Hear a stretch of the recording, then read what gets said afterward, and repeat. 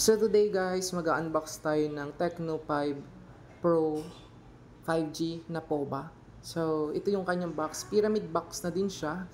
So napakaangas nung kanyang box, sa box pa lang nag-effort na talaga si Tecno dahil naka-pyramid box. So sa mga magtatanong, sulit ba yung ating pera na bibitawan pag bumili tayo ng Tecno POBA Pro 5G? Of course guys, sa pangalan pa lang may nakalagay na agad na 5G. So kung naka-indicate na sa inyo yung 5G or connect na yung lugar ninyo sa 5G, saktong-sakto na to sa inyo dahil naka 5G na to.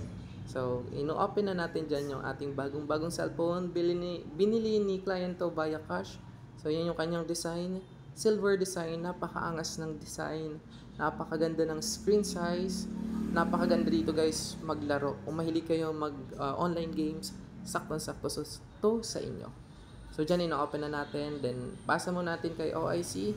I-check nila yung mga specification ng cellphone. Sa loob ng box, meron tayong warranty card. Meron din tayong free sticker galing kay Tecno. And then also yung kanyang case. May previous din case. At hindi mawawala dyan yung kanyang charger. So, naka Type-C na din siya. May pre-headset na din. So, pag-uusapan naman natin ngayon kung ano yung kanyang processor, kung ano yung mga quality meron si Tecno POBA Pro 5G.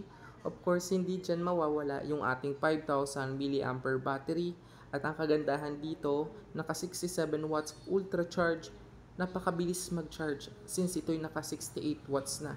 Kung sa inyo, yung cellphone niyo ay naka 12 watts, nababagalan kayo mag-charge, sakto to sa inyo si Tecno POBA Pro 5G since ito'y naka 68 watts ultra charge na.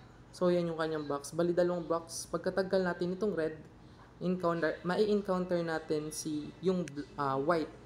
Bali dalawang layer siya. Then also yung kanyang proceed naman tayo sa memory card niya. 256GB na yung ROM niya and also yung RAM niya ay 8GB expandable pa. So ayan yung kanyang Type-C. Then check na natin dyan yung kanyang settings. Napakaganda, napaka-smooth mag-scroll. Pupunta lang ako dyan sa kanyang settings para makita yung mga memory card, kung ilan GB, kung expandable ba siya. So dyan, may encounter naman natin. Mapapakita ko dyan na expandable naman siya up to 8. Then also ito guys ay naka 120 Hz refresh rate na. And then also yung kanyang processor, ito ay naka D6080 MTK 5G processor. So sa camera naman, don't worry guys dahil naka 50MP AI camera na to. Sa halagang 9,999, may bago ka ng cellphone, mayroon ka ng Tecno POBA Pro 5G. Napakaangas ng design, napakataas ang specs. So guys, avail na kayo ng Tecno POBA Pro. Thank you.